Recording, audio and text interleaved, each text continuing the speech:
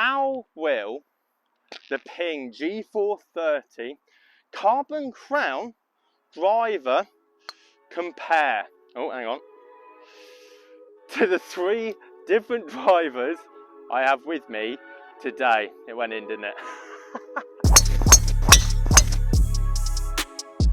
The PING G430 is being shown out on tour, conforming list, information, tech, advancements, you name it. And today's question, will this be as pivotal as the three other drivers that I'm testing from PING throughout their lineup? Each driver I'm hitting is at a completely different price point. £50, £100, £200, and I think each model is for a different golfer and also has an element of advancement in between each one. And I'm extremely interested in the tech and new design of the PING G430 because this isn't the first time they've implemented some of these changes to one of their drivers.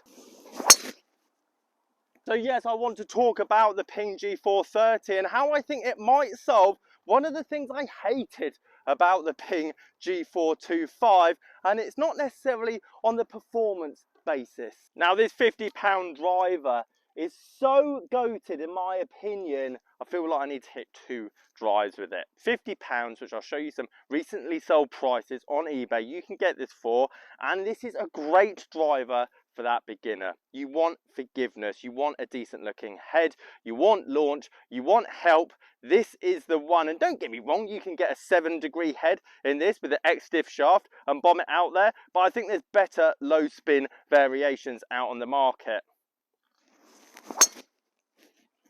Oh, it just goes and it sounds good, unlike the PING G425, which we'll get onto in a minute. As I say, £50 for a PING driver. Now the prices are somewhat subsided in the second-hand market.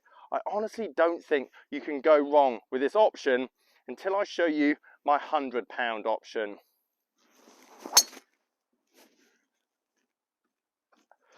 Off balance and it still goes down the middle. Now in my eyes, this driver is the next pivotal moment in PING driver design, as I honestly feel this head, and you could probably put the G series alongside it, but between the two of them I don't see any difference, and you will get this one cheaper. I'm putting this around the £100 price tag, and as I compare it to the G10 to the G30, you see how much wider it is, how much longer it is. The design was perfected. The turbulators potentially make some kind of stability difference, but that's each to their own, one golfer to another. But when it comes to the shaft options, the head options in terms of the draw bias, the normal head design, I will put this head design up there with all the others in today's market in terms of forgiveness, as that is essentially what this driver was designed for.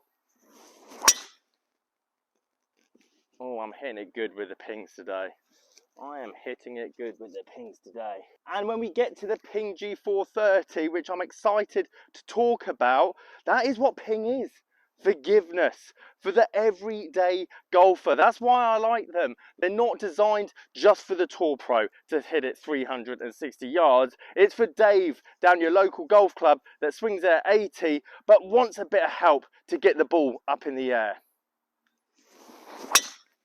So then we get to the granddaddy of the PING lineup, the best driver they've brought out ever. And before you jump down my throat, hear me out. They perfected each head design. I fitted this driver brand new when I was in a pro shop for 2 years.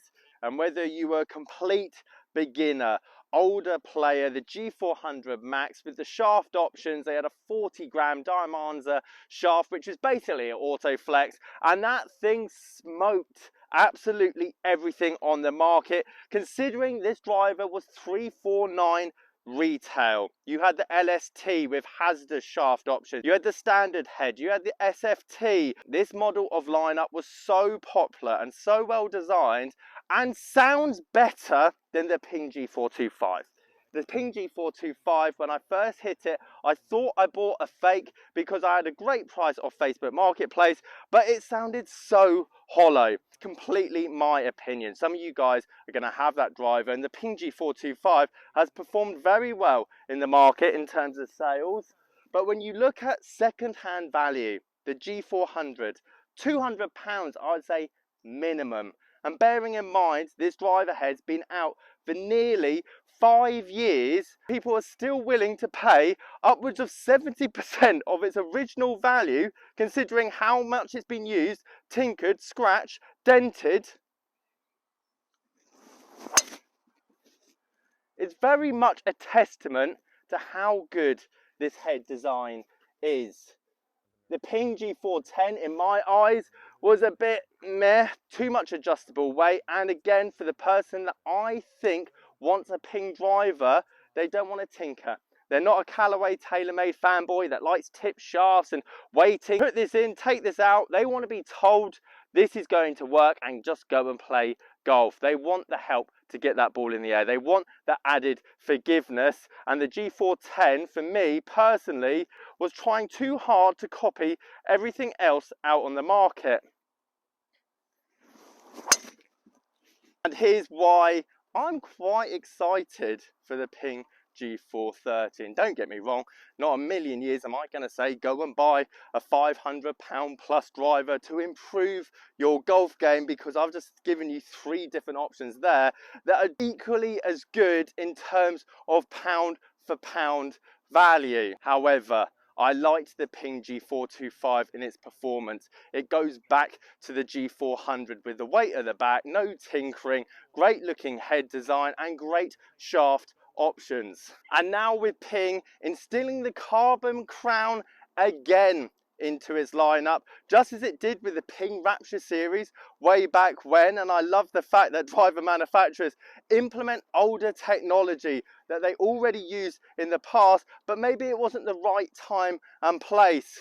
History loves repeating itself, and what I'm hoping the PING Carbon Crown is going to do is dull the sound of what the G425 produces.